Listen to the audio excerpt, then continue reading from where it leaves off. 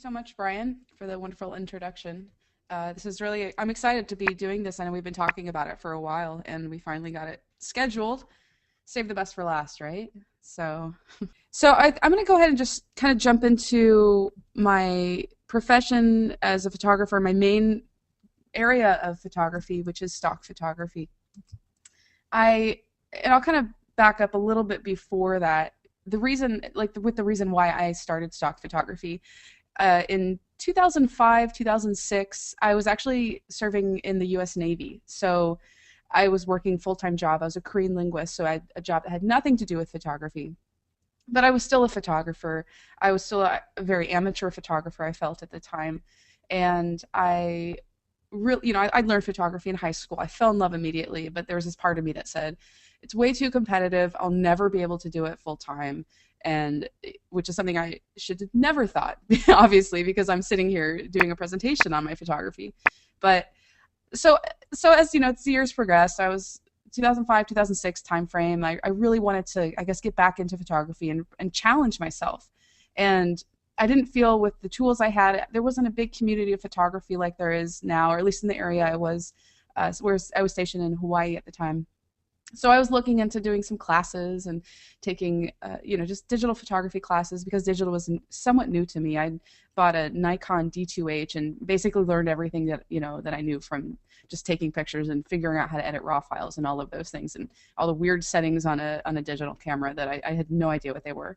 So I'd been kind of researching. I couldn't find anything that was that was a little bit above. There was way too many beginner classes like on how to use a point and shoot. So I was getting a little frustrated, but then I had an article in a pop photo magazine about microstock, and I I was very intrigued. I was like, oh, this is really neat.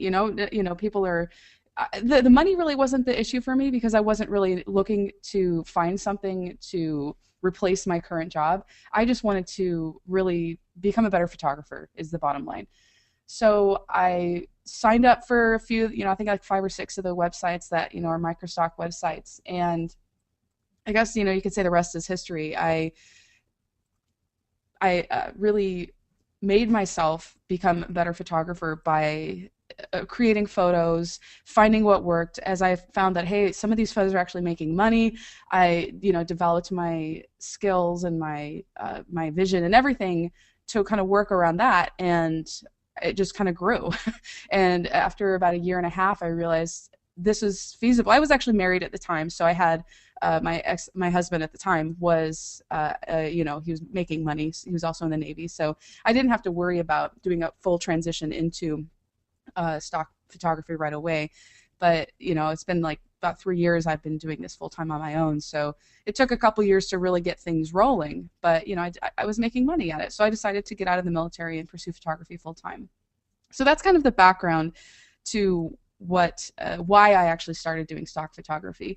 And these are I'll just start off with this is just a snapshot of my portfolio or my profile on iStock Photo, which is I'm exclusive with iStock Photo, so I don't license royalty-free images anywhere else but iStock. Some of my images are on Getty Images, but they're related. They're a subsidiary, I think, of iStock is a subsidiary of Getty, so it all kind of is the same pot.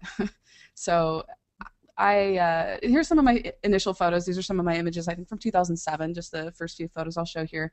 I had a really good friend in Hawaii, and she had the most adorable little kids.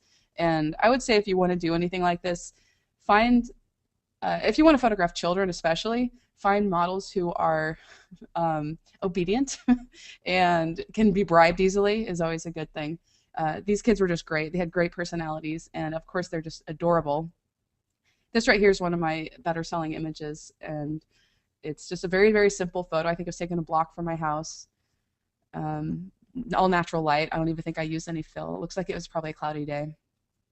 But a lot of stock photography for me, because I have a very, I guess you'd call it a shoestring budget. I can't put a lot of money into each individual shoot because everything I photograph is on spec. I don't know if a photo is going to do well. I would say right now I have a much better idea if a series of photos are going to have more success than others, just because I've been in the game for several years now, so I understand, what designers are looking for and what types of images are going to have more edge, in the competition and stuff. This here is another example of one of my more popular selling images. It's just, Nicole, very, yes, do me a favor, just and this is me, no one asked this, but I'd like for you to elaborate on what working on spec means, so that the all the aspiring stock photographers out there kind of get an idea. sure.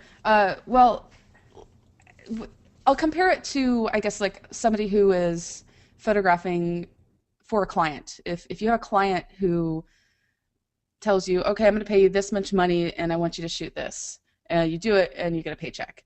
Whereas what I do is I have to create photos, I put them in my portfolio. I don't make any money on them unless they sell. And microstock is, the price point is a lot, to buy and license the images is a lot less than normal stock photography, or even like with Getty or Corbis, or the especially with rights managed and things like that. So I have to just hope that the photos that I create are going to sell and make my money back. And it's always a nice thing when I look at a shoot and I see how much money in total, if when I add it up. And obviously I want it to pay for the shoot, but but also, of course, I want to make a profit, because otherwise I wouldn't be able to keep doing this. But with that said, as far as putting money into shoots, I have some. This is a good example of a shoot that really didn't cost me anything, but I bought a sunflower. I went over to my friend's house, and it just kind of happened. This wasn't a set shot. This was just like, oh, I had my camera with me and I bought some really pretty sunflowers. Let me just take some pictures of your kids, and it just worked. But a lot of the photos that I do, and we'll see, as I go through a few more of my photos, you'll see some of the examples of these. I do put money into them. I don't know how much. I can't, off the top of my head, I can't think of how much money total I've put into a shoot. Maybe. Well, I did, like if you rent a studio, that's going to cost a couple $100s, and then sometimes hiring models, you're going to have to put money into that. Buying props, it all kind of adds up. Some things I like to reuse over and over. Some things I only use one time, with the expectation that I'm actually going to get my money back on that shoot. So that's kind of the difference. I have to shoot hoping that the photo is going to make me money in the long run, and it's always a long game. It's not I don't get paid. My shoots don't make money the first month unless they're like a huge seller, something crazy happens. But usually, like, the photos I'm creating now are going to be paying my bills about a year from now, is kind of the way I like to think of how things work. So it's stock photography is one of those things you have to continually cater and baby. You have to make sure your portfolio is always growing and always relevant. So It's great. here's just And a few more. Nicole, Yeah. I just also want to. We got some really awesome questions, and I want to let everyone out there know that I see your questions, but we'll bring them up at the end. These are kind of questions that I can ask you at any time. So towards the end, we'll do a Q&A session. Is that okay? That's fine with me. Yeah. However whatever you think wherever you think they fit works for me. Great. All right. So I'll just continue. These are just a few more examples of some of my earlier photos when I was in Hawaii, which is, I really wish, it's funny, we always do this. I think every photographer looks back on maybe the places they've traveled to. For me, I've lived in a lot of different places. I was in the Navy, and I've even moved around a bunch since then. And I look back at my time in the Navy, and I wish I was a better photographer, because there was so much opportunity there, and I wasn't really into landscapes. I really photographed a lot of people. So, there was just a ton. There's so much beauty there, and I want to go back and shoot it all over again. But another example of there's some nice background, a beautiful model. This is just all natural light with a reflector. I was very simple with my lighting, and I still am. Especially with my food photography, I don't usually use any artificial lighting. So you can do create a lot of really great images with minimal equipment. I mean, I started out with a D2H. I actually ended up shooting most of my portfolio at the time, when I started stock, with a Nikon D200 and Sigma lenses. I didn't really have anything high-end or fancy, and a reflector. That was basically my kit when I first started. Another example of just finding beautiful scenery. This is just a family portrait, but these kinds of photos still are the types of things that do well. I have some nice copy space off to the right, things like that. Those are things you think of when you're photographing for stock. And a lot, and also just to kind of like with this couple right here, um, I find a lot of my models through either friends or people would find me on, I think, Model Mayhem. I use that a little bit. So it's a lot of finding. It's a lot of mutual, like, if something works for me and it works for them, then we have a great thing going. Like they wanted family portraits. They were happy to sign a model release, and I was happy to photograph them. They're a beautiful family. So that's a lot of how, especially when I started. Now I might go after and find models and or and do a casting call for people and saying I'm looking for this look, who wants to do it. And sometimes I'm just looking for very beautiful but regular looking people, like like the girl next door kind of look. So just another quick photo of something in Hawaii. This is actually at an event that people with iStock, they call them mini ellipses, and it's kind of a long story behind that, but it's just a big event, or I guess this was a small one, that a contributor would put together, and they'd have models and locations, and then the photographers show up, and we kind of create our own photos with all of that elements we get, and those are always fun. But here's just a normal studio photograph, just a bunch of people. Some of them are friends, some of them are people, friends of friends, or some of them are just people that found me through Facebook from a friend. And these actually do really well. They're just nice, beautiful, normal-looking people in like a casual work environment.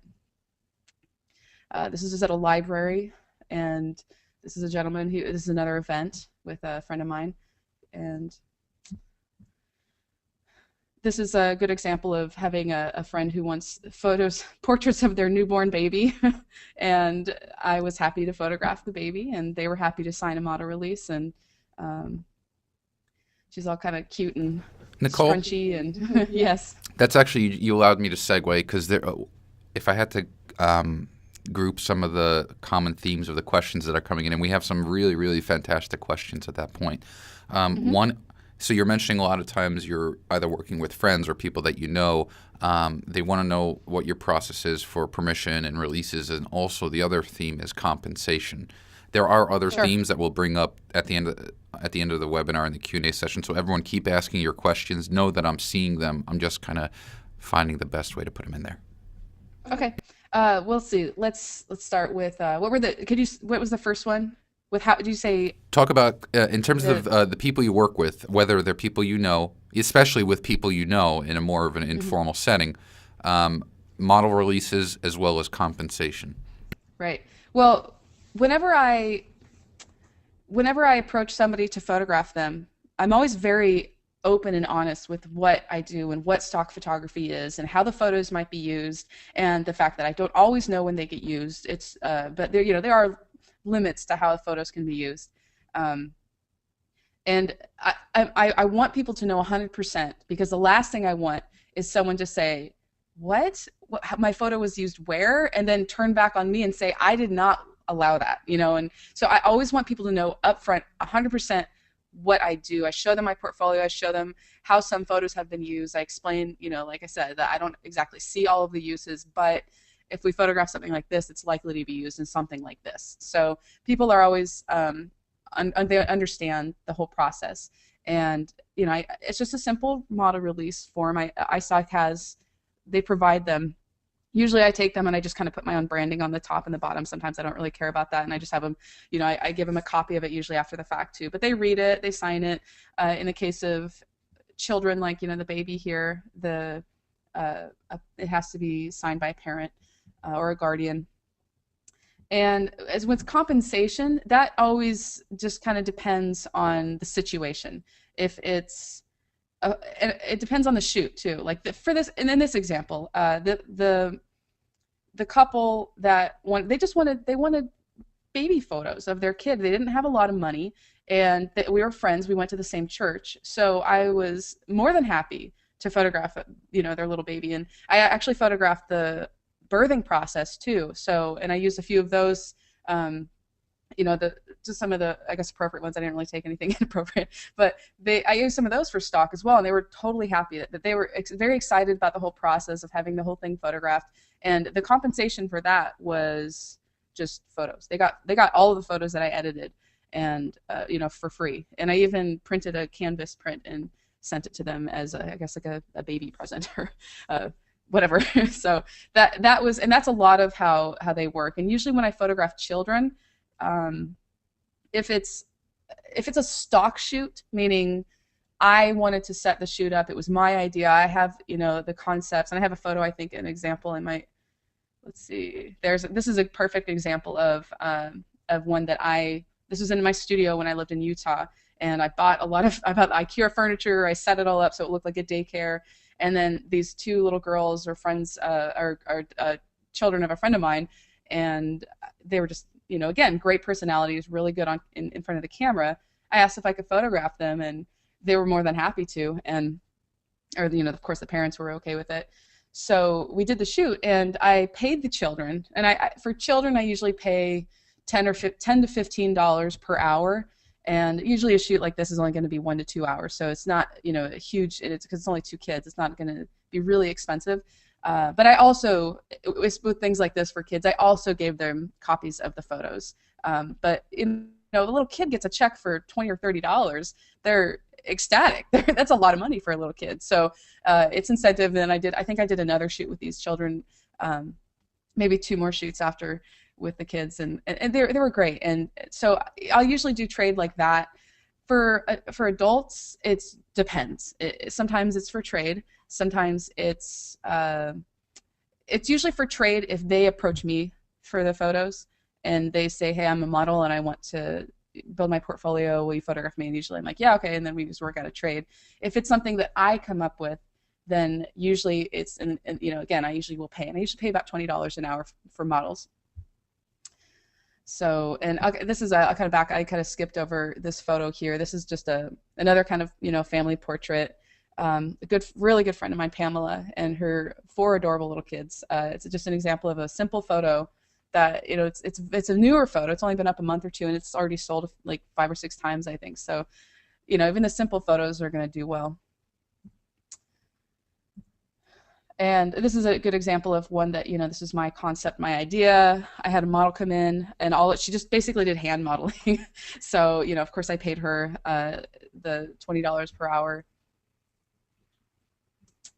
And this is a good example of sometimes locations are things that you might want to consider doing a trade for. This was a medical, it doesn't really show it based on the photo that you're seeing here, but there's some other shots where it's more like medical equipment, and we brought models in. I actually did a co-shoot with another iStock photographer on this, and we had the location, and we traded with the company, it was the medical facility, to give them photos to use in on their website, in order. So then we got basically access to a building that is really difficult to get access to. So you don't always have to do trade just for models. Sometimes it's locations, or even equipment, or how, there's a lot of different things you can do. Of course, it'd be great to be able to pay and afford to pay for things like this, but it's not always feasible just because of the cost and the return. And like I said, shooting on spec. Let's see what I got next. Oh, here's another, this is a good example just of an iStock event that I went to in Calgary, which is where iStock headquarters is. They provide the models and the location, and we have to do the rest. It's and you've probably noticed I have a lot of photos of children. I love photographing children. I love the spontaneity. I love the expressions, and that you never know really what you're going to get, which can be frustrating. But sometimes it's a matter of picking your models, or just kind of riding the wave and going with the flow and just hoping you get something great. And this is a perfect example. I think this one just happened. We happened to have a bunch of peanuts all over the floor, and we were like, oh, throw them up in the air, and she did, and it just worked. Just another pretty photo. Quick Q&A, Nicole. Sure. Excuse me. A lot of great questions. So I'm going to pick a few really quickly. So the first one, kind of Paulina and Paul asked similar questions that I'm going to group together, and I'm going to break it up into 2 questions. For the delivery of your assets, your images, to the client, like let's say the model you do for trade, and also for iStock, for the client, what do you typically give them? Do you just give them like the edited full res JPEG, or do you give them something else? I always give them the fully edited photos. And that's just my personal decision as a photographer. I want, because editing to me, even though sometimes, and I'll kind of get into that a little bit here, for stock photography, a lot of my editing is very simple, or it looks very simple. It's not necessarily, the process isn't necessarily simple, but I want the photo that they see to be the final product, and I want it to be completely my vision and what I wanted the photo to look like. So I don't want to show unedited photos, and they only get the ones that I pick, and which are always the best ones. I usually pick quite a few photos, and sometimes I give some more to the clients, or I guess the models, than I would actually upload on iStock. To these people, what are they? Are they high res images or are they lower res images? Mm. I do both. I give them, I'll like you just separate out by folder. I'll give them high res photos. Sometimes it's a full res, sometimes it's just like, a fairly full size, like a 2000 by 3000. And then I also will create, like I use Lightroom a lot. So Lightroom makes it really easy to do exports on an entire batch of, like if I have 50 photos I need to send to one model, I'll export them all at a smaller web size, and then sometimes I'll add a watermark. Actually, I usually do add watermarks on the smaller ones that I give them. So like, maybe 800 on the longest side for those. So I get both. So that way they have them to print if they want to print them, but usually they just want to share them on Facebook. So I always give the smaller ones, so that if they do want to share them online, then they have the smaller one to share, and they also, I don't want them, of course I don't want them sharing the big size, but they're all only for personal use and portfolio use. So I try to make that clear when I give them the images. Thing, and I don't think that you need to. You can confirm, but in terms of iStock, I assume they have guidelines as to in terms of what they want or what they need for file format and file resolution. Oh, on iStock? The question is uploading to iStock, Yep. Brian? Yep. Okay. Yeah, iStock, they have a minimum requirement. The smallest size, I believe, and it's all on the website, but I think it's 1200 by 1600. So anything that's within that size, but that's going to be like an eight, I think a 6 or an 8 megapixel file. But the larger size you have for stock, the better, because they sell them or license them based on the image sizes. So if you have I have a 5D Mark II, and those will create, I think, double XLs or triple XLs. I'm not sure the exact, whatever they classify it as, an XXL, on iStock. And so you can upload the largest size, and then they break them down into different sizes on the site, and then license them accordingly. There are questions in terms of maybe you could just kind of rapid fire them, but questions about who owns the copyright of the image that you submit to iStock, as well as in your experience, who buys the image, your images, say, of kids, and then also how, in terms of performance and the payout. Or is there a certain type of image that does better, and is there kind of a consistency to it? Well, as far as copyright goes, I own all the copyright. iStock doesn't claim anything at all. You could take your images off if you want to. You don't have to keep them on the site. If you're exclusive, there are some limitations to how they can, how you can license them to other people and things like that. What was the other question? In terms of who your in your best understanding or knowledge, who your customers are for your brand of images, as well as the performance. I think a lot of people are just wondering, all right, well, how does it perform? What kind of money are we talking about, type of thing?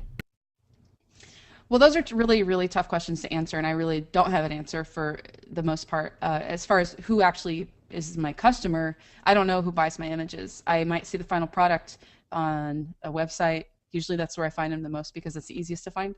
I've seen a few on billboards, but of the, however, I've sold over 50, close to 60,000. I've licensed, I should say, not really selling the image, but I've licensed close to 60,000 in my lifetime on iStock, and I've maybe, seen maybe 200 or 300 in use that I can think off the top of my head.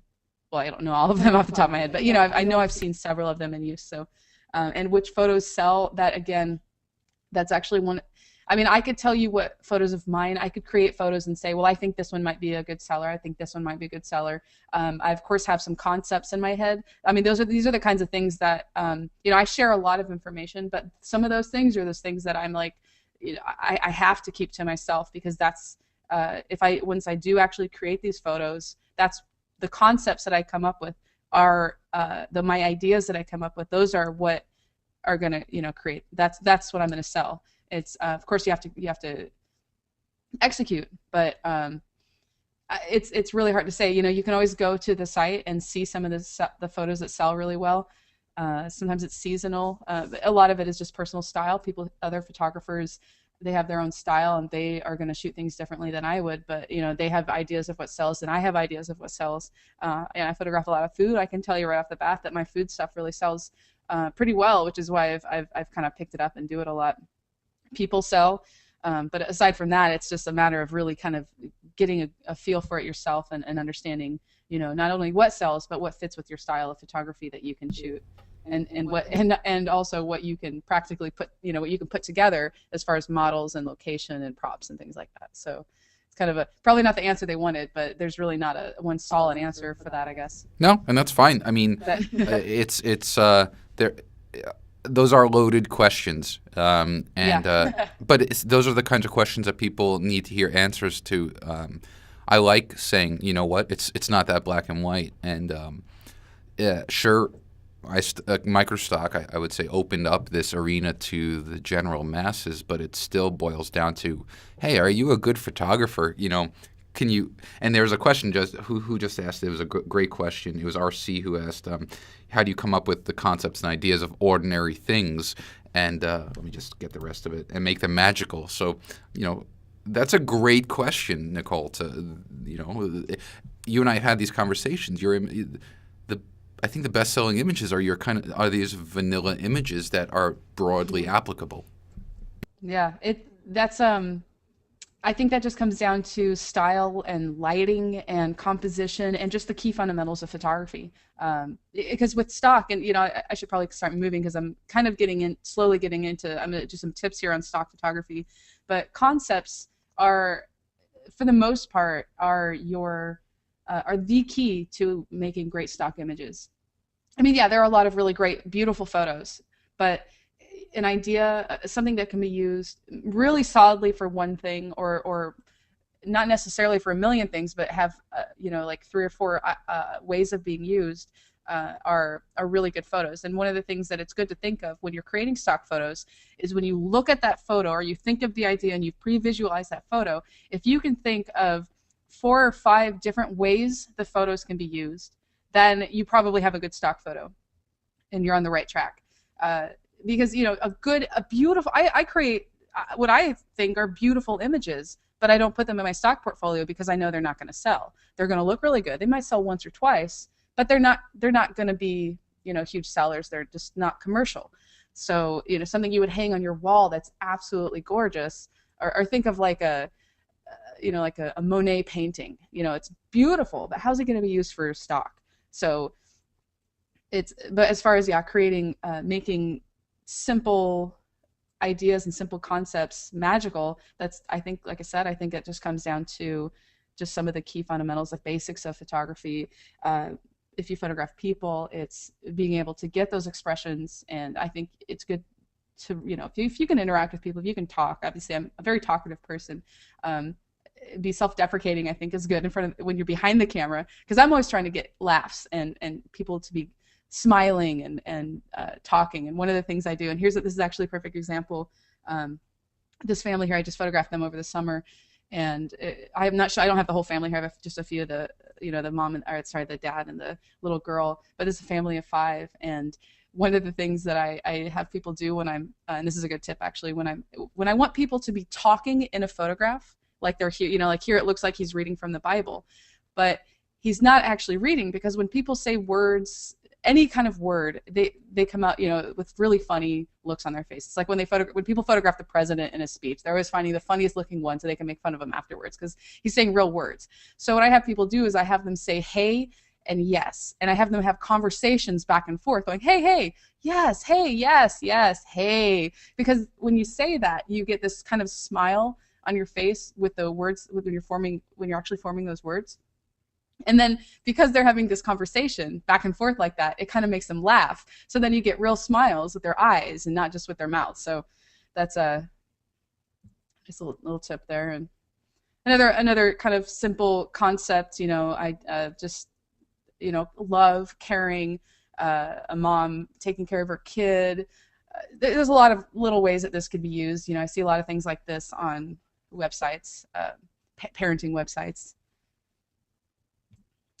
But kind of if you saw a lot of the photos that I usually create, sometimes this is actually from an event. I usually do a lot of the weird stuff at the stock, micro stock, and mini ellipses and iStock events, where there are a lot of photographers coming together to create photos for iStock. And this is a good example of one. I probably normally wouldn't put something like this together, but because we had a makeup artist and a really great, I guess I'd call him an actor because he really is an actor, a wonderful model. It's fun to create things like this. These aren't probably going to be top sellers, but they're fun, and I think it's good to kind of express yourself in different ways and create unique images because they still need them out there. They can't have a ton of just, I guess, vanilla-looking images. Got to have some variety in there. Another example is my good friend Dave. He makes a really great zombie. He should put that on his resume, huh? All right, here, I'm going to jump into some more tips and tricks with just microstock in general. Like I said before, excuse me, concepts are really a really good thing to use with stock photography. And this, I mean, there are different ways this could be used. It could be a religious thing. It could be a success. It could just be an athletic photo. Also, in this, just looking at the entire composition, I have a lot of copy space, top right and bottom left. And that's oftentimes you don't want to crop in your photos too tight. I do sometimes shoot my photos tight because I want that thumbnail on the iStock screen to look really great. But oftentimes I photograph different variations of the same set, and so I might have, I'm not sure if I could even get tight on this one, but if I could, I probably would have got a tighter shot of her, and then I also back up and get a bigger shot because sometimes designers will look at them and say, I love this, but I need more space on the sides. And another example, this is a self-portrait. I was going through a rough time in my life, and I was inspired to create this photo. But it could say a lot of different things. Pain. It could be mental illness. There are a lot of different types of ways this image could be used. And kind of back to model releases, I touched on just a little bit earlier. Model releases are, in photographing people in general, are I think some of the things that some people are a little bit wary of when they get into doing kind of stock photography, because they see, photos that people do well. If you do it well, they sell well. So in this case, this is a large group of children, maybe not a huge group of children, a medium-sized group of children.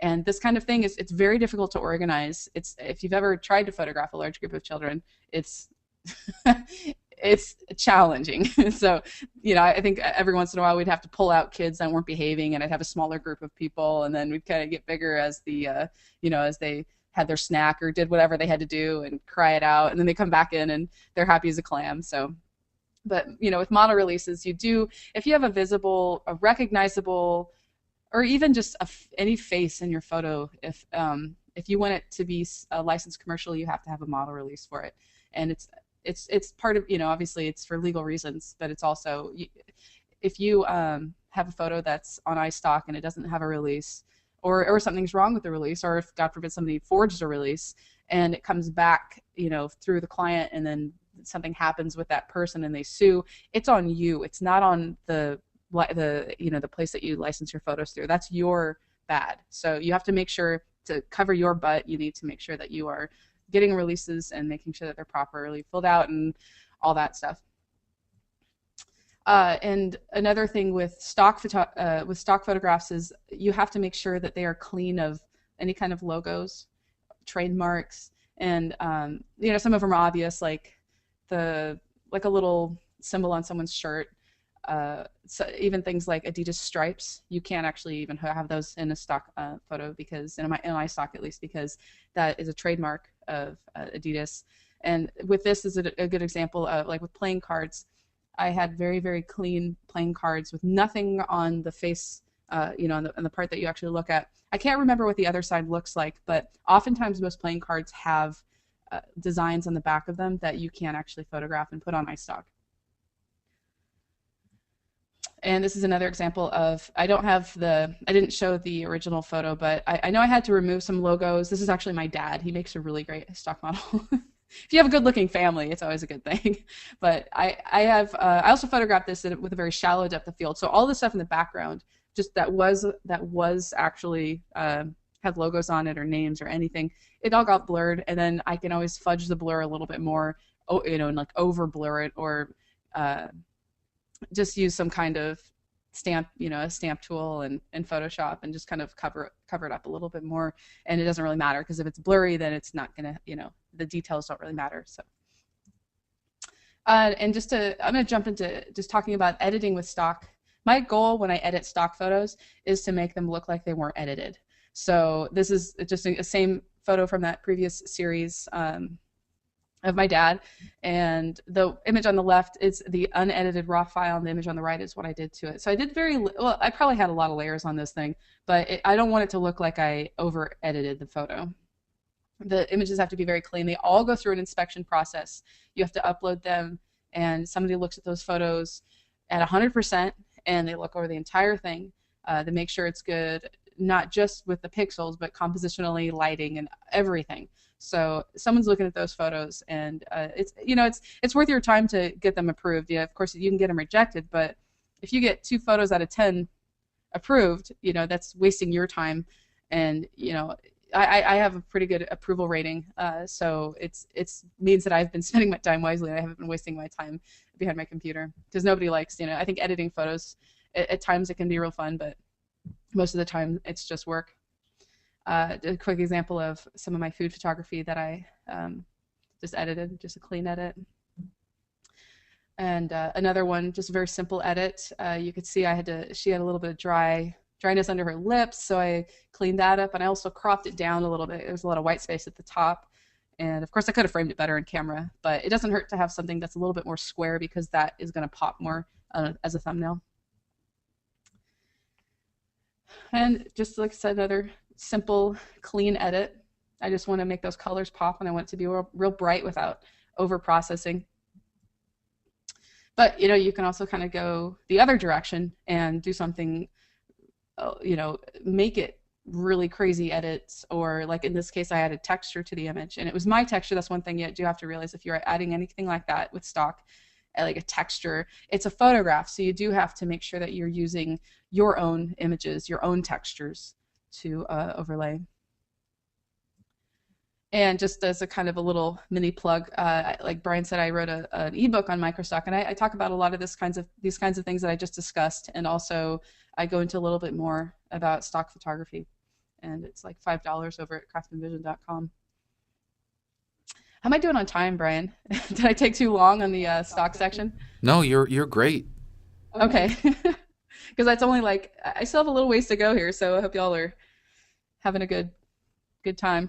It's something I've done a So, lot of webinars, a lot, and I've done webinars that have gone to 2 hours, and I've never ever, not once, had someone come to me and say, "Yeah, I want you to end it early." So you never have to worry about that. okay, good. I won't. I don't feel rushed then. That's good. All right, I'm going to talk about another thing. It kind of ties with my stock photography, because I started food photography because I was shooting stock, but I love to cook, and I love to eat. I think everyone loves to eat. I hope they do at least. And so I just kind of combined my two passions, food and photography, and um, just started. I just started. I didn't know what I was doing, and this is from a few years ago, almost 3 years ago. I think I photographed. This is one of my earlier images. I have some earlier images that are just horrific, but I learned a lot of what I know about food photography really from just trial and error, and reading online.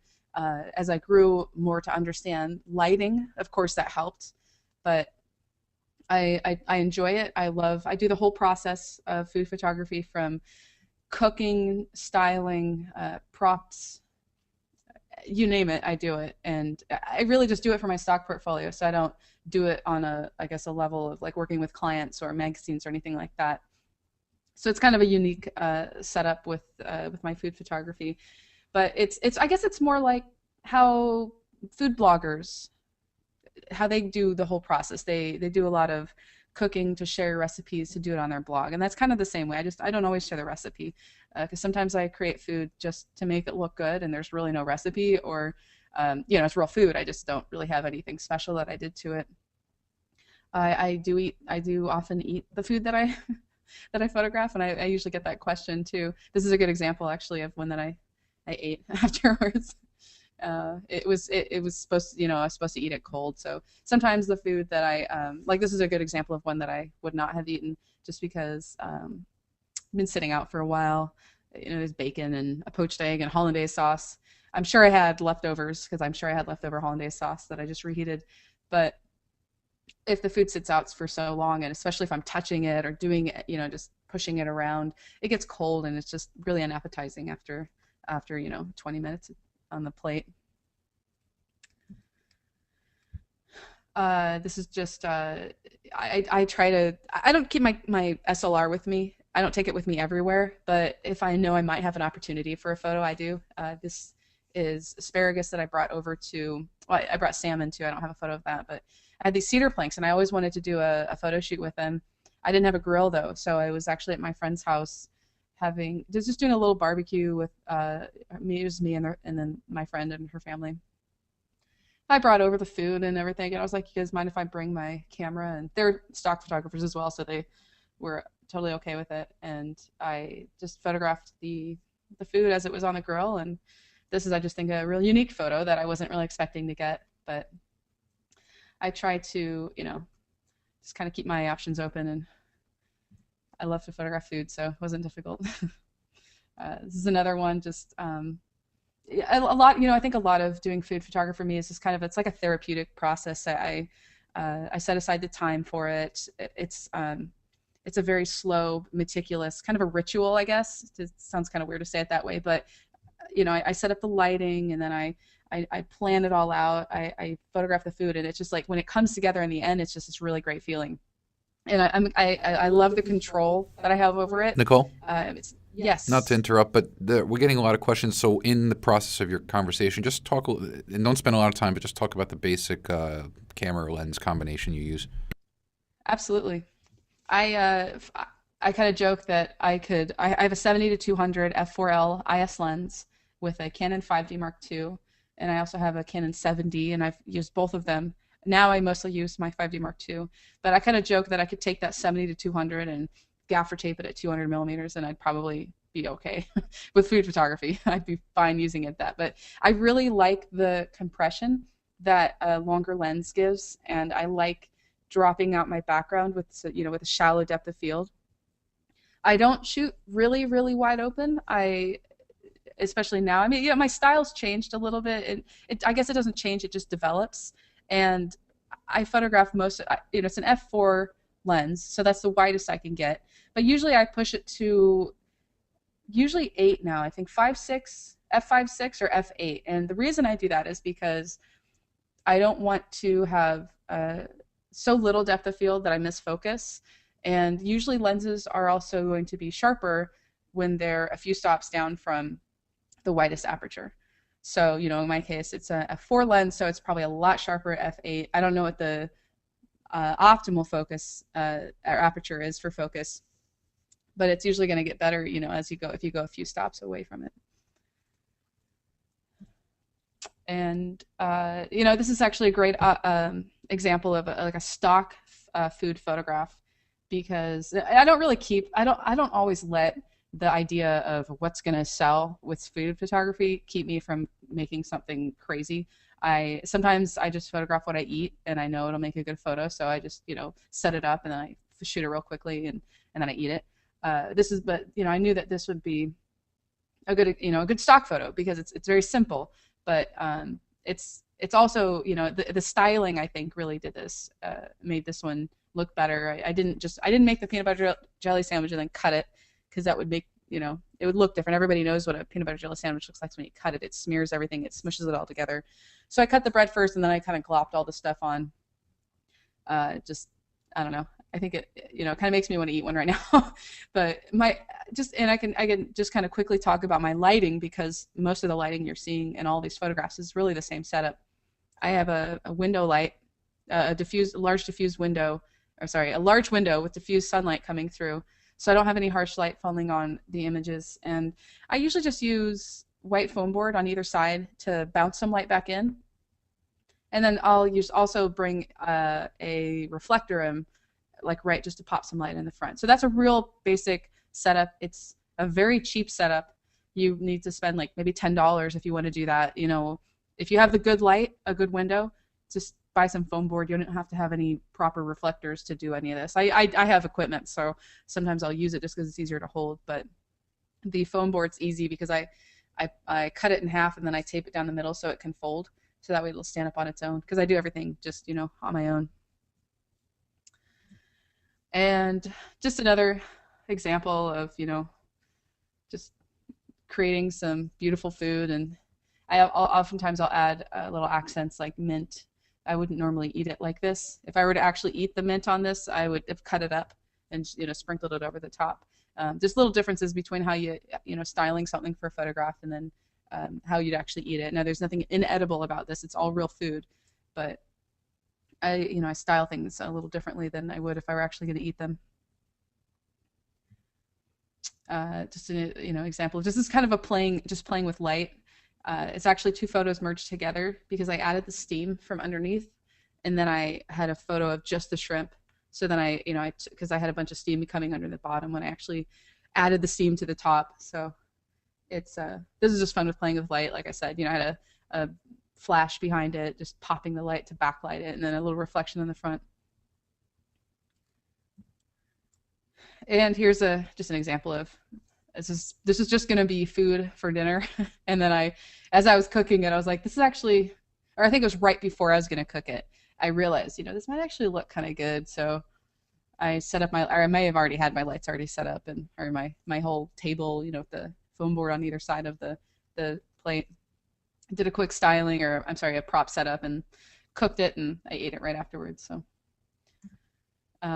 and just to kind of, I just went over that section real quickly, but last week, or I guess I probably shouldn't say last week, I should say middle of December, I did a food photography webinar with Peach Pit, and the thing they call the Photo Club. And it's the whole thing. It's about an hour long worth of just me talking about food photography. You'll see some of those photos. You'll see how I added the steam. So if you guys are interested in that, let me jump in there really quickly, Nicole. Yeah, so the only reason why I'm doing that is because, well, one, everyone's hungry now, and I'm starving. Beautiful, beautiful shots, but the reason why I want to jump in, and especially with this slide, is we're getting a lot of questions about, how you lit the stuff, this and that, and I'll be the first one to plug your book. So this is Nicole's published book by Peach Pit. It's food photography here, and the reason why I'm plugging it here is because I have the book. I have the ebook and the printed version. The reason why I love this book is because it actually outlines the setup. It's not overly technical. It's actually very, very approachable. So you'll see exactly how she sets the shots up, using her window light and her studio lights and her foam core boards to reflect. So it's a fantastic book for those of you who are kind of aspiring to get into that. 'Tis the season right now, so you can get it on Peach Pit and on Amazon and everywhere else. So I just wanted to jump in there, Nicole, but go ahead. Oh, thanks. No, I appreciate that. Jump in all you want, Brian. Okay, so there's my food photography. Like I said, I enjoy it. I kind of consider it, tongue in cheek, as my hobby within a hobby. Like photography is not really my hobby, but I still feel like it is in some ways, because I think we're all still learning, and I do it because I love it. Almost every single photograph that you see is a photo that I took because I wanted to take it. I didn't have anyone telling me to shoot anything. It's so there's a lot of, I guess, love in my photos. Very cheesy. All right, now let's, I guess, to transition nicely from the love, let's talk about. I want to talk about community a little bit because it's I think it's something I'm sure that most of you who are actually in the webinar right now and watching this are here probably because you saw this on maybe Twitter or Google Plus. There are huge online communities that I've fallen in love with. I'm huge into Google Plus these days, and I I've met some really great people. I'm actually doing this webinar because I think I met Brian through a Google Hangout, and so then we started talking about onOne and doing photography and webinars, and so community is amazing. And on a on a less digital side of that thing, when I lived in Utah, they have I had no idea. Well, actually, no. The reason I should back up. I moved to Utah from California about 2.5, almost 3 years ago, and I moved there because I had some friends that were photographers, and they also have an amazing photography community called Photo Walking Utah. And right after I moved there, there was the worldwide photo walk, so I led the photo walk out there. But they had already had an ongoing huge photo walk community, and I fell right into it. And they're just wonderful people. And I know that this is I think worldwide this is becoming really really big, and there are a lot of groups and people doing photo walks. And I know I've met some really great people, and I'm just kind of sharing some of the group photos that we've done over over the last couple of years. I've made some really close friends, and of course I've grown as a photographer through these communities. A lot of amazing opportunities. So I guess I'd like to encourage all of you out there, if you're not involved with anything, even if it's just a small photo club, to get involved, or maybe just start one, or start a photo walk, or set something up in your area. This is the more recent one. I led the Worldwide Photo Walk here in Seattle just this summer, and we did over at the Pike Place Market. So it's kind of nice, to be able to immediately move to a new place, because I just moved to Seattle in September, and then already have this great group of people that, I have something in common with. That there's you and me and Jacob Lucas. Yeah, you see, there's I can zoom in. There's Jacob. There's Jacob. I don't know. Yeah, I guess he was on the webinar last week, and there's me and Brian. So did that go through all right? Did it pop in and out? But yeah, that was a fun walk. That was a really fun walk. Yeah, and yeah, I think it's great. This is I just kind of threw a couple photos of this little girl in here because this was at I think the Worldwide Photo Walk from the very first one that I did in Utah. Little girl with her little G2 camera running around taking pictures, and it just melted my heart. It was so cute. And I think obviously, aside from the social side of community and photo walking and online things, which of course is a really big part, you also, Hey, Nicole? amazingly enough, can create some great photos. Yeah. Let's move that cursor out of the way if you don't mind. Oh, where is it? Oh, see, it disappears when I'm scanning through on my screen, so it must not do that when. Sorry about that. But as I was saying, it's obviously a great opportunity to create photos. Most of the time, I go to photo walks with one camera, one lens. I'm very minimalistic when I do photo walks, because I'm not trying. It depends on the walk, I guess. I might go to one where I need a tripod or something like that, or maybe a couple filters. But for the most part, I really just want to interact and get to know people, and maybe I get lucky and get a few good photos while I'm doing it. And I love to photograph people, and you've probably seen, I don't know, probably aside from my little food photography section here, most of my photos have been of people. But and some of these are there's nothing special about them. They're not really even edited. Like, there's a lot of chromatic aberration on this photo, but they're sorry, the geek in me always sees stuff like that. But I think it's great, to be able to create photos that I might not necessarily create just if I was sitting at home.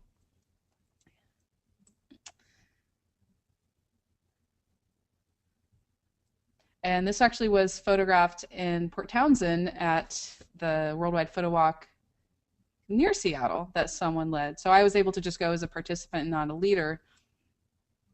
And it's just to show that you can. I got some really good photos from it. This is one of my favorites. And there's another photo of Brian. I think I have one more coming up here. Brace yourself. This is a close up. So there, your fearless onOne educational resource manager, Brian Matias. And on to personal projects. Now, this is kind of it's kind of, this is going to sound strange, but doing personal projects is kind of a new thing for me. But I've always done, in a way, I've always done personal projects, but in a way, it's kind of new because with stock photography, I get to photograph whatever I want. So I get to choose all of my subjects, all my concepts, everything I do, I get to decide what I'm photographing. So in a way, all of my images are personal projects, I guess you could say. But lately, I've kind of been keeping some of my photos just for me and for prints. And, again, they're photos that probably, if they went on my stock portfolio, they probably wouldn't sell. They might, maybe a few times, if it happened to get in the right search algorithm, maybe it would sell like crazy. But, those are few and far between. So I've just kind of decided to kind of keep some of my photos for myself. And these are, I guess, photos I would consider images that I would want to frame on my wall. And I kind of started doing this because like a year ago, most of the photos I was creating were just stock photos, and they were photos of other people or other people's kids or food, things that weren't really photos I would want to print and put on my wall. So I kind of went out and I kind of challenged myself to try and create images that I want to have hanging in my like print on canvas and put it over my bed or in my living room, because I didn't really have anything like that. And I think I've really, the ironic thing is I only have one print on my wall right now, but well, one print of mine, I should say, on my wall right now. But I've really, in the last year or so, I've created a lot of really good photos that I really love that aren't in my stock portfolio. They're just photos for me. This is out in the Great Salt Lake. I've been doing a lot more landscape photography because of it too, which I never really was into landscapes, and now I'm finding a kind of a passion for it. It's very relaxing. I'm using different lenses. I have a 24 millimeter tilt shift actually, and I used it for this photo. And it challenges me a little bit. I'm still learning to use it, but it's a really great lens. It's one of my favorites actually for landscape photography because it gives me a lot more control. I don't usually use the tilt. Like when you use the tilt feature, you can make things look miniaturized. I use that when I'm doing time lapse, which I'm not really going to get into here, but I try not to use it for my still photography, or I don't use it. I don't completely tilt all my photographs. Sometimes I'll try it and then I'll do like a straight shot without any weird bokeh in the image. But this is probably one of my favorites that I photographed this year. I think part of it is my favorite color is purple. But I actually went out to this photo with my friend Dave. Out to these lavender fields with my friend Dave and a few other people. And I went in saying to myself, and it's kind of that pre-visualization thing, saying, I'm going to get a photo with purple fields and a pink sky. And I think this was one of the last images, that I actually saw. I didn't expect to get it. I turned around and it was just like the perfect setup, and I got the photo. But so I think when I photographed this, and then when I was editing it and looking at it, I looked at it and I was like, this has a lot of meaning for me because it's exactly what I wanted, but I didn't know if anyone else would like it. So but now I have it as a very large print on my wall above my bed. And kind of along with the personal projects, I want to kind of talk about traveling a little bit, because with my photography, I guess with my work, I don't really do a lot of traveling because I have to fund all of my photo shoots, and I don't have people sending me out to crazy locations and paying for my trip and then having to create photos for them or anything like that. I don't have the luxury of that. What I do have the luxury of is having a job that allows me to have as much time off as I want, because my images on iStock are, assuming that I continually upload and and make my portfolio grow and everything. I'm always making money. I make money. I'm making money right now on my portfolio on iStock without doing anything at this present moment. So I have the luxury of being able to take, here I took 3 weeks off and I went to Vietnam.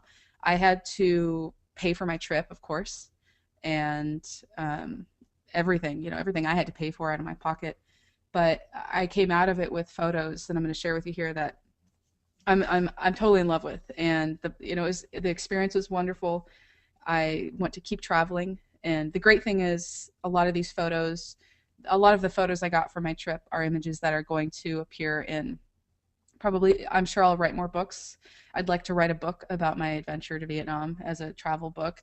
Um, I have some editorial photos, which I didn't really talk about when I talked about stock, because editorial photography, at least with iStock, is kind of a new thing. And that's more like newspaper photos, photos that don't need releases, images of crowds of people, just that can be used for editorial purposes, not commercial purposes. But I do have some photos that I'd like to use for my stock portfolio, but I have a lot of photos that won't be used in my stock portfolio, photos that I just want to print and hang on my wall, or just share with everyone, and use them as teaching tools, which is a lot of, I'm always trying to find new photos that I can use. I kind of laugh at myself whenever I get a photo of something and I talk about how, oh, that'll make a good blog post.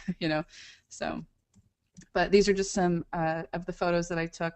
Again, I found, I didn't really know what to expect. I went to Vietnam just as a, kind of like, almost like the, metaphorical spinning a globe and sticking my finger down, where am I going to go? And I picked Vietnam. It seemed like a very colorful, vibrant place.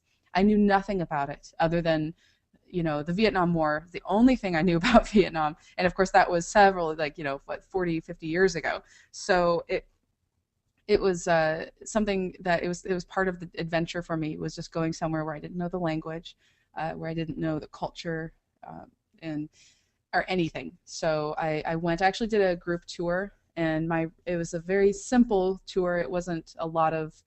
There really was very almost no pre-planned activities. It was just like my way of going from point A to point B. Actually, I went to several cities. I started in Ho Chi Minh City and went all the way up to Hanoi and Sapa at the end. But I needed, I was traveling by myself, and my whole intention was to go and create beautiful photos. So I kind of had this pressure on myself that, I kind of saw it as an assignment, I want to document this and create photos that I'm going to be happy with.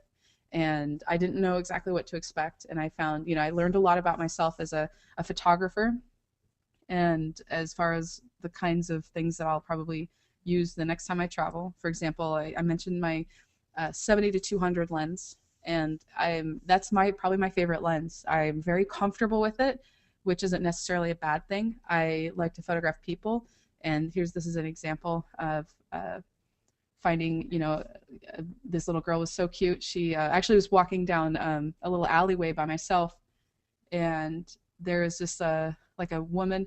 It was like a grandmother. No, it was like a great grandmother, a grandmother, a mother, and her two little girls. So 4 generations of girls sitting around making these little pancakes. I'm not sure what they're called. I didn't know what they were, but they're like, sit down, sit down. So I sat down with them. I paid 50 cents, and I had a little snack with them. And the only reason I did it was because I wanted to get some photos. And so I just kind of interacted. They were so nice and so sweet. And the older woman was touching my hair and looking at my earrings and my rings, and just, very fascinated with me, and I was fascinated with them. And then the little girl finally warmed up to me, and I got a really great photo. So I find that, I found that as a photographer, especially one who photographs people, I really was able to interact with the people and the community of, as to whatever extent, the most extent that I could, while, walking around by myself in a completely foreign country.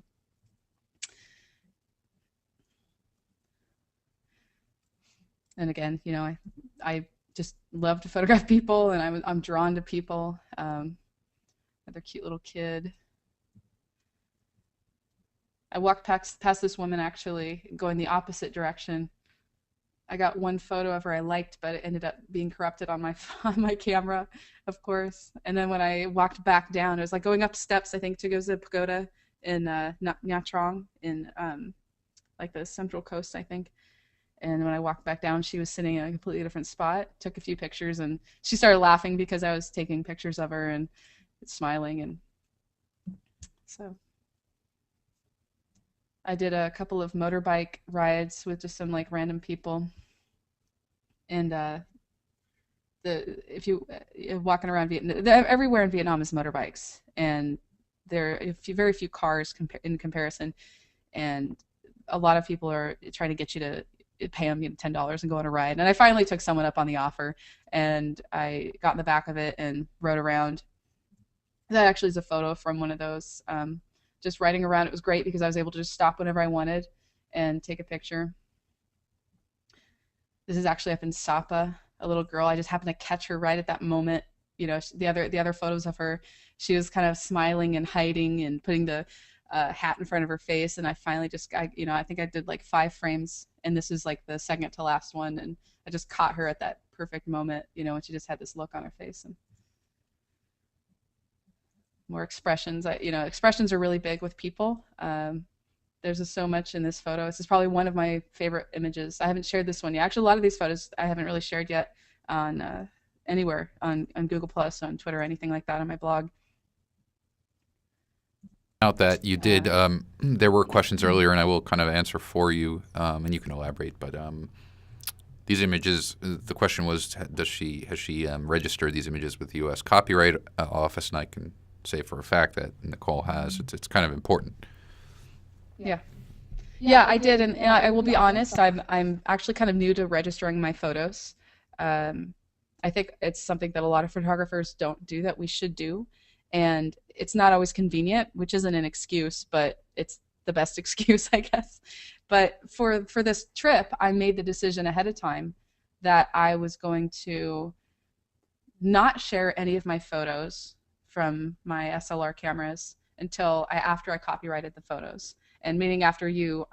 So I did my whole 3 weeks, and I actually carried my iPhone around with me. And when I would see a great photo, if it was like a landscape or a scene that didn't really have people in it, I and it was kind of always an afterthought. I would take the photo with my SLR, and then I'd go, oh, let me grab my iPhone. So I'd take a real quick photo with my iPhone because I still wanted to really share my experience as I was traveling. I had Wi-Fi, so I was able to do it. It was really easy, actually.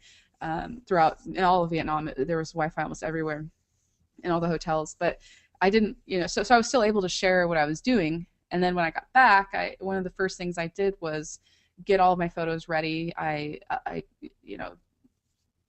it sized them all to a smaller size. I uploaded them to the copyright office, with my application. And after that moment, it was I'm good to go, because after they've accepted everything. So then I was like, all right, I'm in the clear. I can share my photos now, because I wanted all of them to be unpublished images, and I didn't want there to be any question about them being published or not. And so I'm trying to do this much more frequently. I think it's a really good thing. So. Yeah, so this is another just a photo in one of the cities in Vietnam, Hoi An. Absolutely gorgeous. Has all these yellow walls, these buildings everywhere, and it just made a really great textured background for a lot of the images.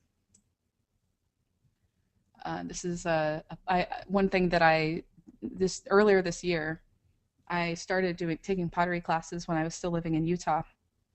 So when I found out about a pottery village outside of Hoi An, I really wanted to go, and it was very small, very simple. I hired a girl to ride me out there on a motorbike just for a couple hours, and an older woman. This woman is 88 years old. She sat down and just started, just make with a big lump of clay, and this is a kind of a pulled back scene of it. It fascinated me because I've done pottery on an electric wheel, and there was a younger woman had to stand there on that brick and basically kick the wheel to to make it go. So just seeing the whole process was really neat, and the fact that this woman was just so old, but just had a big smile on her face the whole time, and I just love the texture in her hands and how it compares to the the smooth texture of the clay, and it was just It was really amazing to me, you know, because I have a love for pottery too. I'm not, I wouldn't consider myself very good, but it's just something that I really enjoy. And just years, you know, some more just simple kind of still life images. I think this is one of my more favorite photos. This will probably end up on my wall. This is you know, one of those examples of getting up early. When I was, this is, I'm actually more of a night owl in my quote unquote real life. I tend to stay up late and then get up late. And that's just, you know, so I kind of, my whole like life, my daytime kind of shifts a couple hours beyond past what most people's are. Those of you with real jobs, right? And, but when I was in Vietnam, it was like completely the opposite. I really wanted to take advantage of the morning light and just the morning activity because there's not as much activity in the morning. So I would get up almost every single day. I got up at 5:30, 6 o'clock, usually actually sometimes around 5 or even 4:30, depending on what I was shooting, a.m. and and then I would go to bed at 9 o'clock in the evening. And so I was on this really perfect photographic time schedule because I was still able to get the sun setting at night and you know the night shots if I wanted to, but I was up bright and early before the sun was up to go out and get photos. This was just in Hoi An again, and it's a photo that I would not have been able to get. I wouldn't have even seen. I don't even know if I even saw this. I walked around that city. I was there for like 3 or so days. I walked around that city so much, and I probably walked past this several times and didn't even know it was the same location. But you know, the woman was drying her clothes. I'm sure they would have been gone middle of the day, or it was just the streets were just so packed with people, and there were probably motorbikes parked on the sidewalk because right below that there's just a sidewalk. It's real close to the ground on the bottom, and so things just look different in the morning. And you know, of course, the light is very different as well. And this was just I think one thing when you're traveling, it's always good to just kind of like what I said with children, you just kind of have to ride the wave and just kind of let go of control. I tend to really be, I guess, a control freak in some things, and I had to really learn and force myself to just kind of go with the flow. I went. This is a good example of what I'm going to explain, but it's from the little trip that I'm going to explain. I took a little bike trip out with another girl from the group, and we just took a little boat out to an island to go on just a bike trip. And I just brought my camera. I wanted to see what I could find. And the guy who we hired to ride us in the boat across the water, apparently he didn't speak any English, so we didn't realize that he was also going to give us a tour on a bike of the island. And I was a little after we realized this, I was a little frustrated because you know I just wanted to, I'm a very independent person. I just wanted to do this. I just wanted to go by myself or with the other girl and just kind of do our own thing and not have anyone showing us where to go or making, you know, making things go too quickly because it's a very slow process as photographers. You know, we like to digest, we like to be with our subjects for a long period of time, or we want to just go slowly and look around us and see the scene. So I was a little frustrated, but then, you know, very, not too long into the, you know, right when we started riding around, he took us to his brother's house. And you know, as soon as we got in there, I was like, okay, this could be really cool because I got to sit in a you know a real Vietnamese house, I guess you could say, uh, very simple living conditions, but the whole family was there and no idea what they were saying. You know, I think one of the girls spoke a little bit of English, but it was just the experience was just wonderful. And we got to meet his parents at his parents' house. So you know, and I actually got some really good photos, some good portraits of them. So the whole thing was just a learning process, but it was you know, it's just a good experience overall. And just you know, seeing the just some of the poverty and the you know the way that they live is so different. Not everyone is like this, but this is a minority community outside of Nha Trang, I believe. And fortune teller, this is a fortune teller on a bridge. She was a hoot. She read my fortune. I paid her $1, and then she let me photograph her. I was trying to. I kept telling the people I was with that I was gonna take my tripod and set it in the middle of the street and photograph all the bikes going around me because I know that they would, you know, they would ride around me. It's the traffic in this is in Ho Chi Minh City, and the traffic there is really crazy. You just kind of have to get used to walking through the street and hoping that the motorbikes don't run you over, and they never do. Well, I'm sure that people do get in accidents, but it's just kind of fun. I walked through some markets. I photographed food. This, I guess, is food, snail, but I got some other things. Again, here's the Ho Chi Minh City. Here's the traffic out there. Not, it doesn't actually look as bad as it was.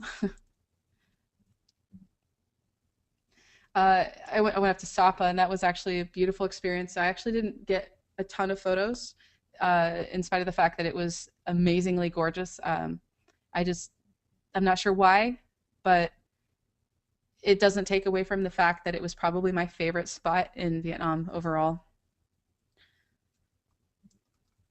Another photo from that little trip out there.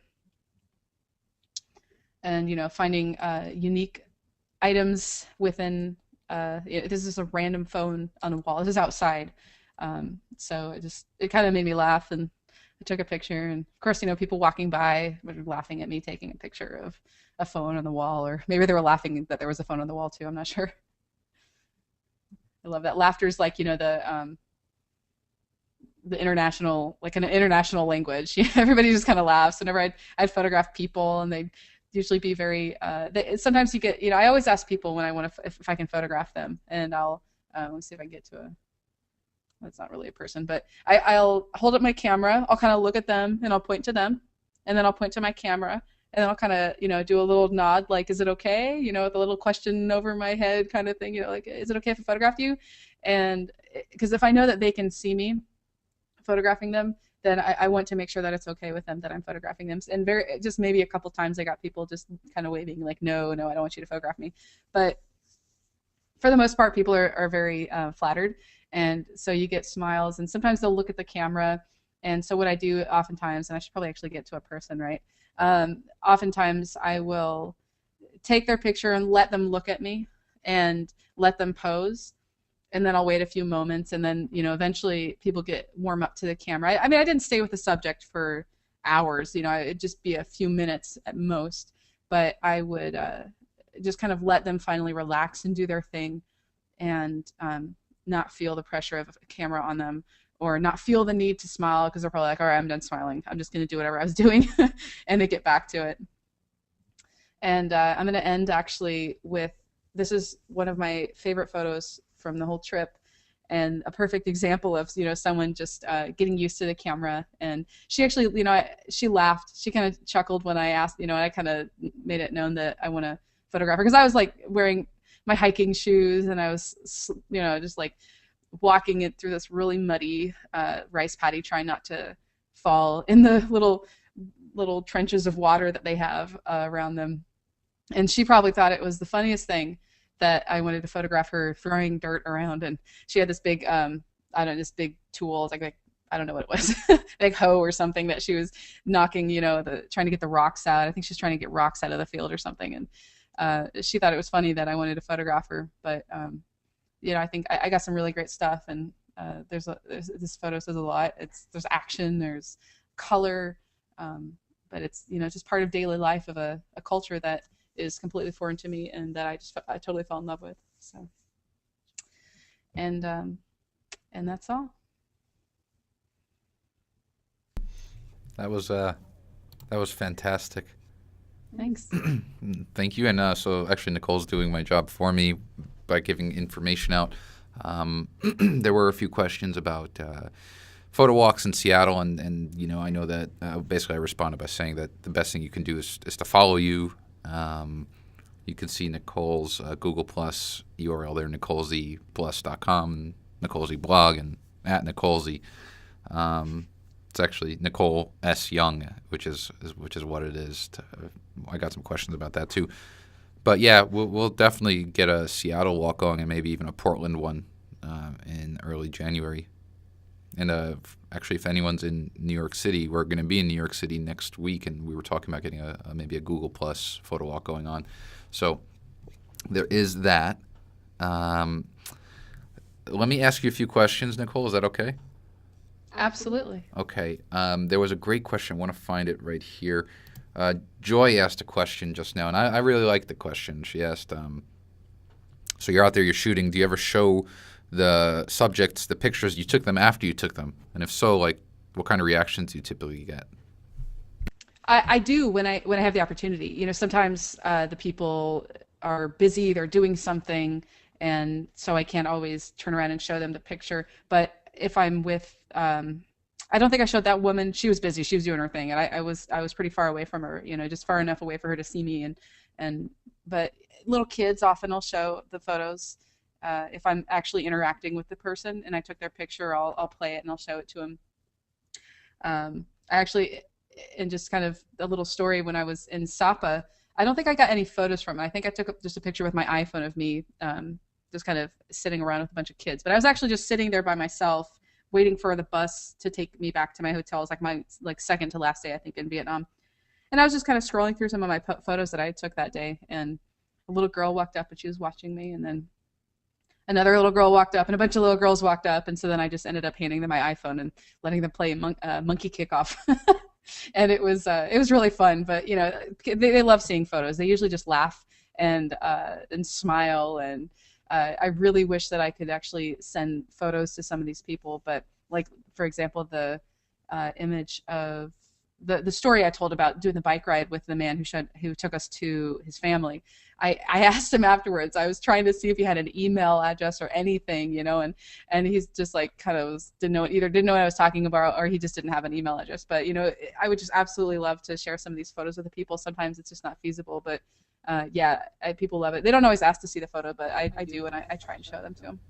And that's just in general when I'm doing stock photos, especially with kids. Well, actually, it's actually a trust thing. I think with adult models is they don't always know what you're photographing, and you know they can't. They see lights and they see a weird setup, and they're like, you know, how is this going to come together? And then when I finally get, you know, when I'm into it, maybe in like the first, like, you know, third of the shoot, and I get a good photo, I'm like, I turn around and I show it to them, because and then as soon as they see that photo, then their trust level for you as a photographer like goes way up, and then they realize what you're getting, and then it helps them to model and act for you to get the photos that you want. And you do have to be careful though when you're photographing children, because some children will want to stand there and look at all the photos and not get back into their position so you can take their photos anymore. So you kind of have to play that by ear with whatever kids you're photographing.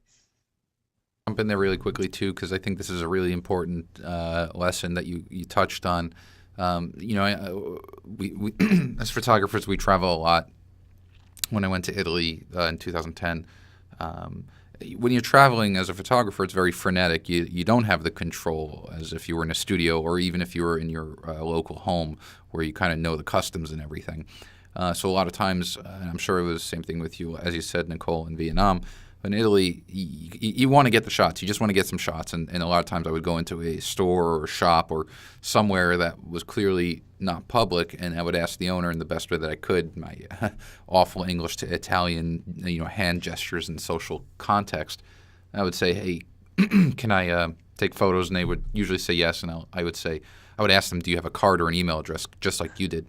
And in most cases they did. And here's the lesson, the kind of anecdote is, if you're going to do that, if you're going to engage in obtaining trust, that's kind of the trade is you're giving them images for access. Make sure you follow up on that. You know, you get home, it doesn't have to be the first day or the first week, but when you get the images processed, you don't have to do anything crazy, but make sure you follow up and get images to them. And I'll tell you why. It's because you're in a community of photographers, whether you like it or not, whether you know it or not. And if you break that trust, I guarantee you the next person who follows me, for instance, if I didn't send the images, which I did, that owner is going to be jaded. And they're going to make it harder for the next person. You kind of want to pay it forward. So just take the time there. Now I'm going to go ahead and ask a few more questions, Nicole. Jeanette asked a great question that I liked, and it was so for, let's say you have images on iStock that aren't performing well. Do you typically remove them from your portfolio, or do you just leave them there? No, I just leave all my photos there. I think there have been a few that I've removed for different reasons, but in general, I don't take them down, because they still might sell, and those, it's one of those things where you don't really know how what would happen, if I left it on or if I took it off, what the difference would be. But I know that some people like to keep their portfolios very small with only their best images. And I think that with a portfolio that you are like sharing online, like on your website, I think that's a really great idea. But it's a different mindset for me, for my portfolio on iSec. I mean, if you could, anyone on their computer right now could probably do this. They could go to my portfolio, sort by age, go to my very last files, and you're going to see my progression. You're going to see my growth as from what I started with to where I am right now. And I mean, that was over 5 years ago, that when I started. So I've definitely improved. And, but I think, some of those photos still sell. They're not bad photos. They're just not as good as what I could produce today. So I do keep all of my images there. And I definitely, I would say right now, I'm much more particular and picky with the photos that I upload. I wouldn't pick as many images from a shoot that I would 3 or 4 years ago. I would pick fewer images just because I want the best photos from that, the ones that I know are going to do better.